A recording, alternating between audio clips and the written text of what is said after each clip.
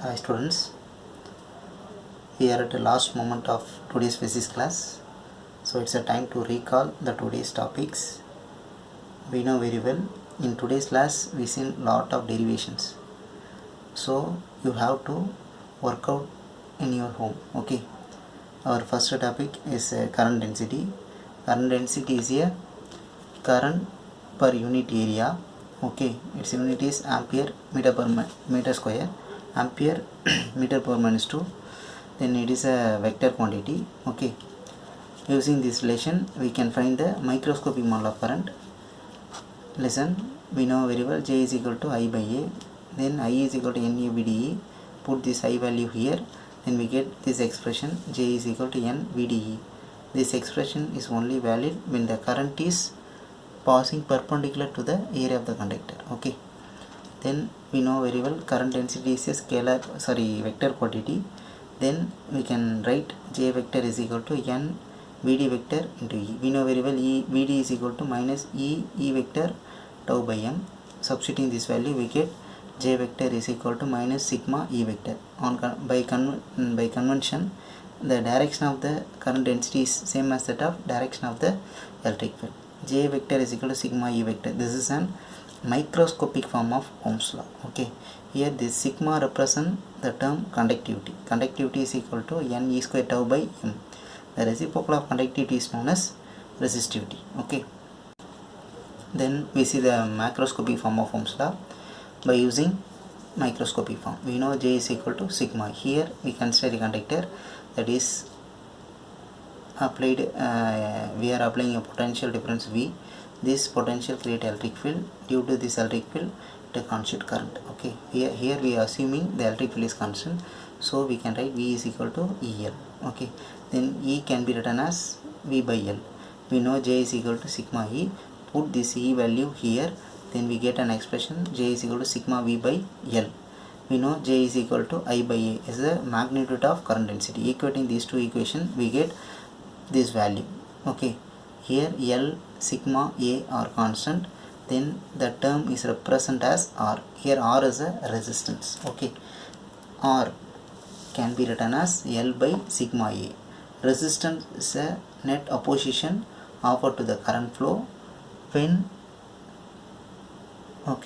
resistance is a net opposition offered to the current flow by the conductor. Okay, then next, here R is directly proportional to L and inversely proportional to area. If length increases, resistance increases. If area increases, resistance decreases. Okay, then we know V is equal to IR. This is a macroscopic form of Ohm's law. Okay, we can write R in other form also. R is equal to VI. The resistance is defined as a ratio of potential difference across the conductor to the current passing through the conductor. Here the unit of resistance is ohm. Then the term resistivity. Here we know R is equal to L by A sigma. That is 1 by sigma is known as resistivity. Then we can replace 1 by sigma as rho. Then R is equal to rho L by A. Then rho is equal to AR by A. Okay, listen. Then rho is equal to AR by L. If suppose the length of the conductor became 1 meter, then area of the conductor also 1 meter square, then the resistance that is equal to resistivity. We can state it as resistivity of the material is defined as resistance offered by the conductor having 1 meter length and 1 meter square area. Okay, the SI unit of resistivity is ohm meter. Then for we studied the concept on resistors. Resistors are the device that offer resistance. Okay, but resistance is a net opposition offered to the current flow by the conductor. Okay, then we see the effective resistance of resistors connected in series and parallel. Okay, here I differentiate the two things, resistors in series and resistance in parallel. Series means one end is connected with the other end. Okay, end to end connection means series. Parallel means all the resistors are connected across a same battery or same potential difference. Okay, here in series connection we consider 3 resistors that are connected end to end, that is also connected with a battery of potential difference V. Here I current flow through the circuit. Here in series connection, the charge passing through R1, R2, R3 are same, so current flow through each resistor are same.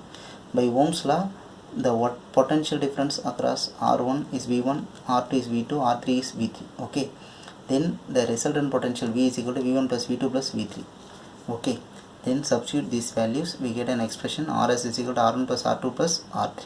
Okay, always the effective resistance is greater than the individual resistance. Okay, here the effective resistance is equal to sum of the individual resistance. Okay, then here in parallel connection, potential difference is constant.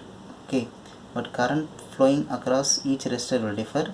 According to Ohm's law, we can write V is equal to IR, I is equal to V by R. We know very well here conservation of the charge, so I is equal to I1 plus I2 plus I3. Then I can be written as V by Rp. Then I1 can be written as 1 by R1, V by R1, V by R2, V by R3. Then we can cancel V on both sides. Then we get 1 by Rp is equal to 1 by R1 plus 1 by R2 plus 1 by R3. If resistors are connected in parallel, then the reciprocal of the effective resistance is equal to sum of the reciprocal of the individual resistance. Here the effective resistance is always less than individual resistance. If suppose n resistors of same resistors are connected in series, then the effective resistance can be written as n R. Okay, then n resistors are connected in parallel, we can write 1 by Rp is equal to n by R. Okay, then Rp is equal to R by n. Okay, in tomorrow's class we will see these topics. These are interesting topics. Let me see in tomorrow.